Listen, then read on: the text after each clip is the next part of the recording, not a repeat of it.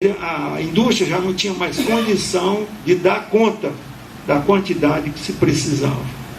E aí ele verifica uma outra parte muito interessante, que é a capacidade de você desensibilizar o receptor beta-2, como uma maneira de você atingir o tratamento da asma lá na ponta e indiretamente, coisa que já se começa a fazer.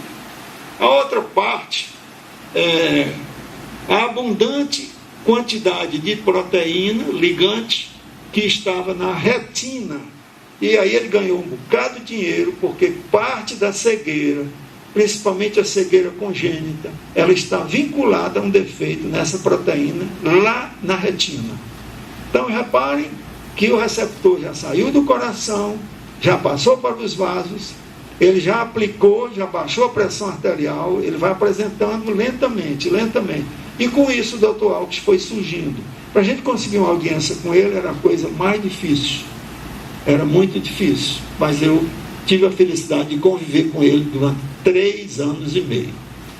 48% dessas proteínas de alta concentração tinham a capacidade de fazer essa dessensibilização a partir desse trabalho do Benovic, que ainda hoje é a maneira que está se fazendo de produzir um tratamento definitivo para a asma brônquica. Eu acho que vai sair e não vai demorar muito.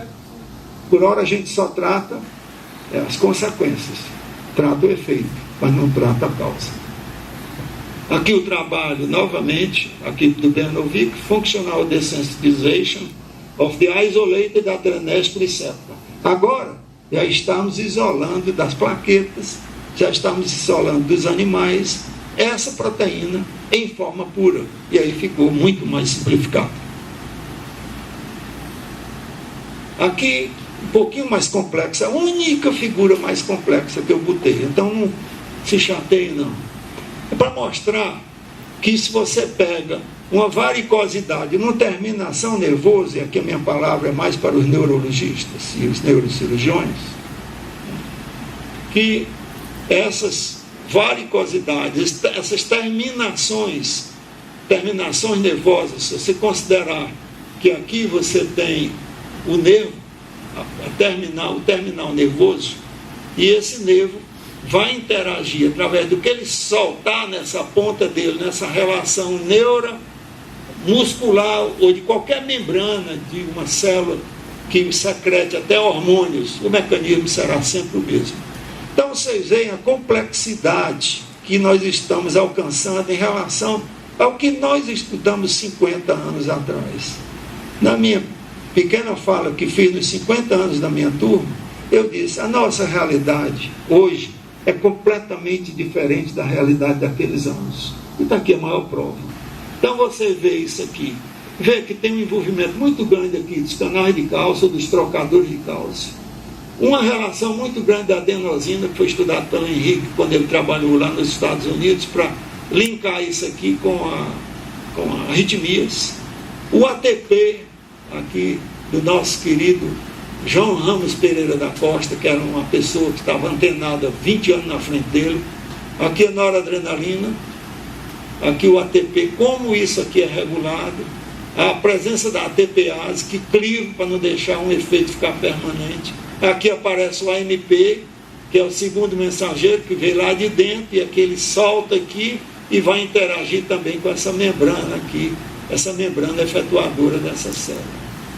Aqui nós temos outros sistemas, eu vou evitar, para evitar a complexidade, mas aqui você vê uma mitocôndria, e essa mitocôndria está associada, por exemplo, com a monoaminoxidase. A oxidação, ou a desoxidação dela, está ligada à ativação das membranas das próprias mitocôndrias. Então, é um conjunto complexo que fez com que agora se pudesse aprofundar o conhecimento de toda essa sistemática da transmissão neuromuscular, até para doenças neurológicas difíceis de ser tratadas, como quase todas as paralisias musculares de natureza hereditária, que agora está começando a se produzir, mas agora produzindo substâncias novas, mas a um preço absurdo, né? Uma dose para uma dessas substâncias custaria aqui no Brasil hoje cerca de R$175 mil por dia.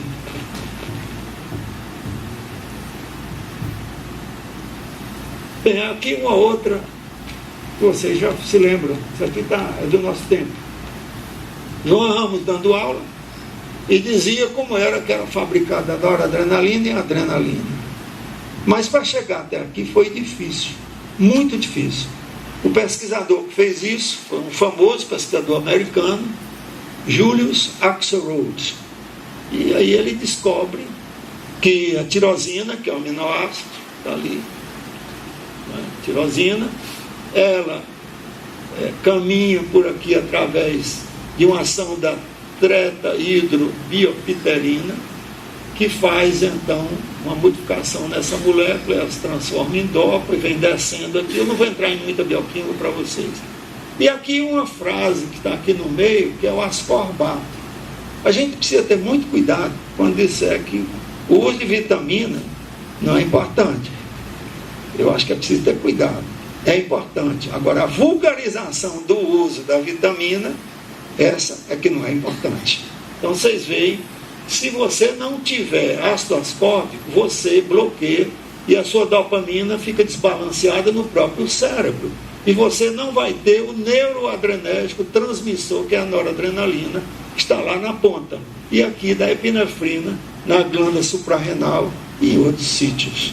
Isso foi um dos maiores trabalhos e deu também um prêmio Nobel ao Dr. Julius Axelrod. Aqui, eu não gosto de mostrar quadros com muitos efeitos, mas eu quero mostrar para vocês essas três pequenas coisas.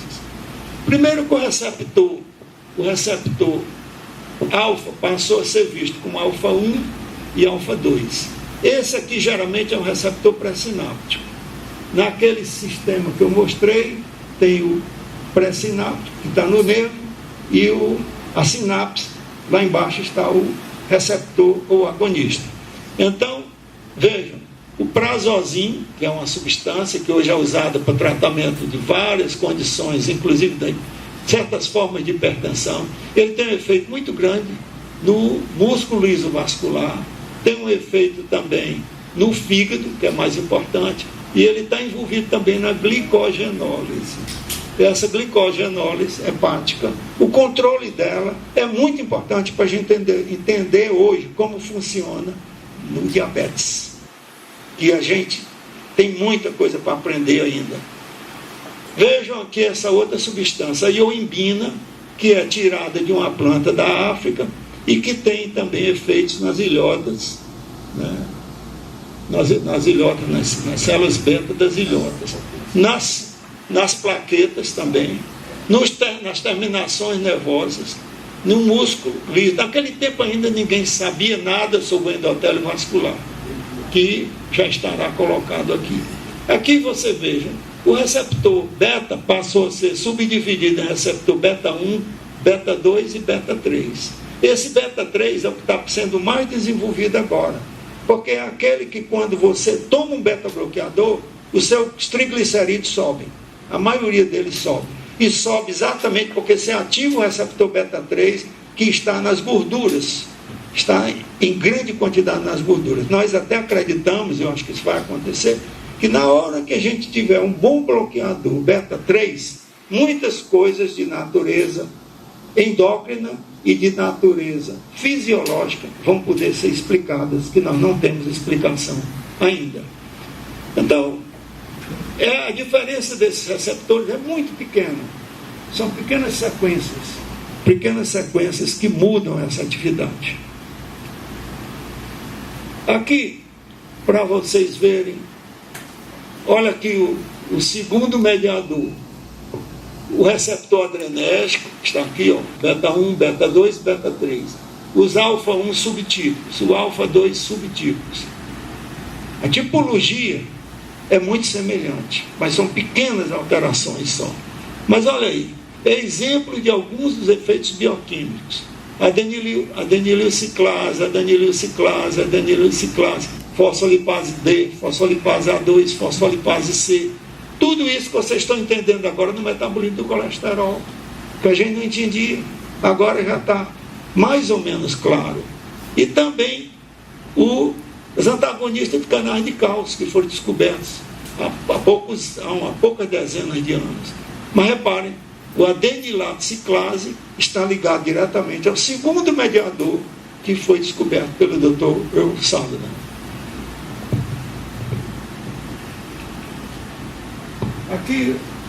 Aqui um quadro clássico. Esse quadro clássico, inclusive, está em muitos livros. Livro de medicina, livro de farmacologia, livro de fisiologia.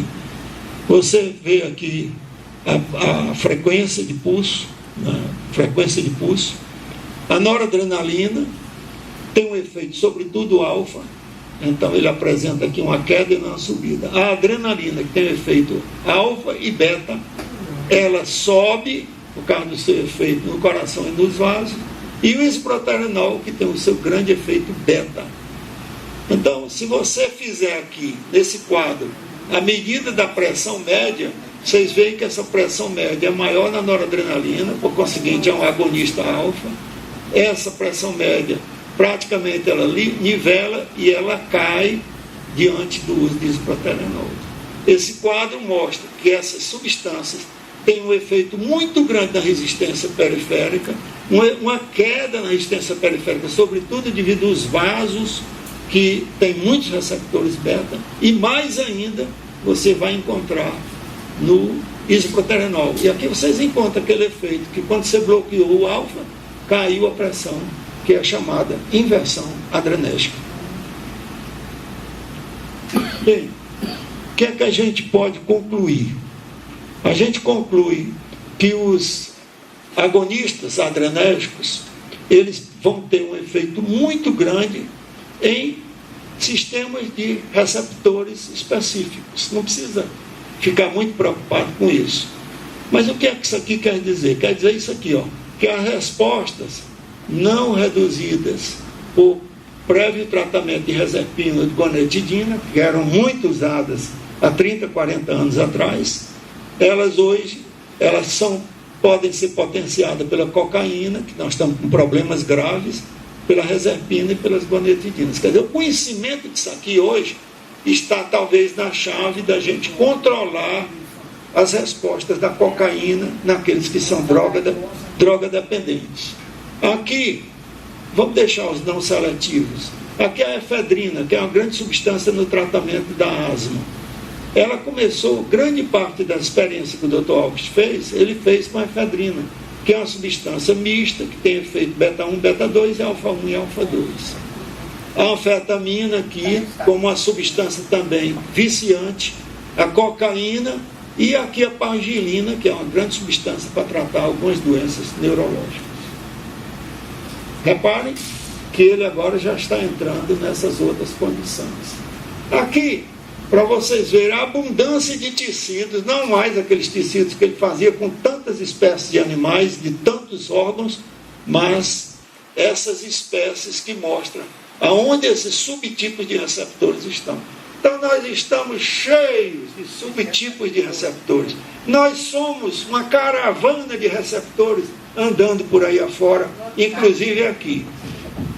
Vamos avançar mais um pouquinho e aí eu caminharei para o fim. Os receptores adrenérgicos, através dos seus antagonistas, o receptor alfa passou a ser muito importante, e aqui em duas coisas de interesse. Um deles de interesse urológico, né? Esse interesse urológico, ele está ligado a esses agentes alfa-1 e alfa-2 adrenérgicos. Está aqui a tansulosina, está aqui a endoramina, está aqui o urapidil, etc. Hoje estão sendo usados, sobretudo para aqueles que têm uma próstata aumentada, que já não tem mais controle da micção. Os beta-receptores agonistas, aqui é mais importante, porque os beta-receptores tomaram um impulso enorme nesses últimos 10 anos, por causa da capacidade de produzir substâncias com outros efeitos. Aqui os primeiros que a gente usou foram esses aqui, o nadolol, pembutolol, pindolol, propranolol e o timolol. Pena que o Walter não veio aqui hoje. O timolol é muito usado atualmente para tratar glaucoma. O Nadolol, para algumas formas de arritmias difíceis de tratar. Aqui no beta 1 você tem aqueles que são mais específicos para o coração. O atenolol talvez seja o melhor deles, apesar de estar muito popularizado, mas ele é muito bom. O esmolol, que está sendo usado, e o metoprolol, que é o mais usado na Inglaterra, para muitos pacientes que têm hipertensão média ou até grave associada com antagonista de cálcio. E a terceira geração, você tem o carteolol, você tem o carvedilol, bacindolol e labetalol. Essas são substâncias que são as chamadas drogas inteligentes. São substâncias que fazem um efeito beta, mas ao mesmo tempo ele libera NO, óxido nítrico. Ele cria um receptor alfa-adrenérgico, estímulo, e esse estímulo faz com que a pessoa não tenha hipotensão postural. Como também substâncias desse tipo a gente encontra lá mais na frente no nebivolol, aonde você tem, sobretudo beta, aqui não seletivo, mas também com efeitos beta-1. Aqui é só para vocês terem uma ideia da quantidade. Eu não estou querendo que vocês se atentem nesse quadro como um todo, mas vendo como você tem aqui 5, você tem aqui 5, você tem aqui 3, você tem aqui 2. Algumas são drogas inteiramente novas, aonde eles têm um efeito classicamente como beta-bloqueadores, classicamente, seletivamente beta-1 e beta-2. Você tem, ainda não conseguimos um que tivesse um efeito só beta-2, para que você pudesse usar naqueles pacientes que têm arritmias e que são asmáticos, e que às vezes morrem durante uma crise de asma.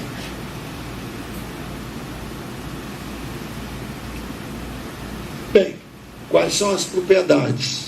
Me desculpe estar em inglês, porque eu sou um andarilho, e aqui e acolá eu preciso do inglês. Então, os beta-receptores são efetivos, porque ele mexe com a outra, que não dava tempo para falar hoje, a proteína G. A proteína G foi descoberta pelo professor Alfred Gilman, que era também do mesmo grupo do Sutherland. Competência gera competência. Então ele descobriu que depois daquele segundo mediador, há uma ativação dessa proteína, que é a chamada proteína G. Então por isso ele ganhou o prêmio Nobel, ele com mais um colega. Todos os três têm um efeito na adenilalciclase, que é exatamente o segundo mediador. Eles têm 60% de sequência de aminoácidos. Então a diferença de uma substância para outra, dentro da ação intracelular, às vezes é um aminoácido, 2 aminoácidos. A natureza é muito bela quando ela faz isso, né? Eles apresentam também múltiplas capacidades metabólicas. Daí porque você tem que ter cuidado quando é um paciente diabético, você sabe que aquilo pode interferir na glicemia, etc. Eles têm esse efeito na adenilalciclase acoplada com a proteína quinase A e altera a função celular. Está sendo muito usado agora agonistas dessa área. As proteínas G, que são sinalizantes, elas interferem com as fosfolipases, que mais uma vez interferem com o colesterol, interferem com os triglicéridos, interferem com várias outras substâncias dentro do metabolismo intermediário das gorduras. Eles são também situados em regiões pré-sinápticas, como vocês viram no começo, e alguns deles têm a capacidade de efeitos fisiológicos completamente não ligados ao receptor beta. Por que eles fazem isso? Não sabemos ainda, mas o tempo vai decidir a este respeito. Então, diante disso, eu quero dizer a vocês que atualmente nos Estados Unidos, aqui estão mais ou menos todas essas substâncias que estão sendo usadas todo dia nos consultórios, e ainda podemos tratar enxaqueca, podemos tratar hipertensão, podemos tratar arritmias, podemos tratar ainda outra Outro tratamento em que eles têm um papel fundamental é em alguns tipos de arritmias, né? E também naquilo que já lhes falei, que é no glaucoma. Mas, vejam lá, alguns deles têm essa propriedade aqui, olha aí, essa propriedade é de interferir diretamente, como pindolol e sabutolol, eles aumentam a frequência cardíaca. Aí vocês pensam, eu tenho 2 ou 3 pacientes aqui que tomam todo dia essas substâncias. Por quê? Porque eles tinham uma bradicardia muito grande. Quando você tem bradicardia muito grande, ou você baixa muita pressão, você dá pindolol, que ele faz esse balanço nessa gangorra. O labetalol, o carvedilol, o bucindolol tem ação alfa-1 e beta. O propranolol continua sendo usado 55 anos depois. Continua sendo usado. É bem baratinho, o mais barato de todos. E às vezes a turma troca e não precisa trocar. Às vezes com 2, só tem que dar 2 vezes ou 3 por dia. Que aí é o grande erro. A pessoa só dá uma vez, a farmacocinética não funciona desse jeito. E finalmente, né, dizer para vocês que essas substâncias, elas estão ligadas a vários outros fenômenos, como, por exemplo, o mecanismo de agregação plaquetária. A gente não sabe tudo. Tanto que está cheio de substâncias antiplaquetárias, muitas das quais têm efeitos horrorosos. Mas você tem que usar, porque às vezes é a única solução, sobretudo depois de um implante. A LDL, né, aumentada, principalmente quando ela é hereditária, ela certamente levará a doença coronária grave com o tempo. A peroxidação lipídica, a disfunção endotelial e agora essa nova grande descoberta que é a apoptose. O que é a apoptose? Morte celular programada. Toda a célula foi feita para nascer, viver e morrer. Quando ela não morre, ela vira o quê? Câncer. Quando eu cheguei no Dr. Alves, na primeira discussão que ele teve comigo, aqueles conviveram naqueles tempos, eu sempre trabalhava com câncer, trabalhei muito tempo. E eu disse, doutor, eu gostaria de trabalhar com esses receptores no câncer. Sabe qual foi a resposta dele para mim? Don't do this. This is too difficult. Não faça isso. Isso é muito difícil. E ele tinha razão. Mas agora começou a se demonstrar que os pacientes que tomam beta-bloqueador, eles têm uma grande resistência a desenvolver algumas formas de câncer. E agora o pessoal todo voltou para essa questão. E aqui é só para ver a questão genética. Tem gente que já nasce com defeito no receptor beta-1 e aí ele vai ter doença cardíaca.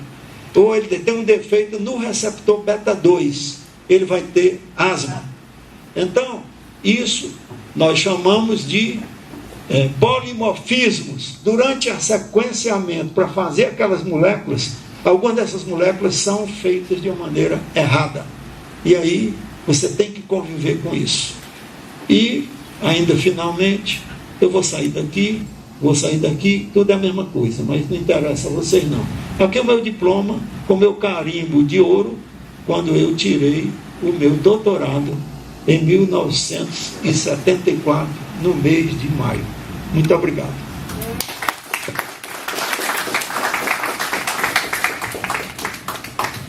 Toda a Academia Cearense de Medicina agradece penhoradamente ao acadêmico Manassés pela belíssima conferência. E eu pergunto ao secretário quais os inscritos para algum comentário, alguma pergunta. Ótimo, doutor, ótimo. Ótimo.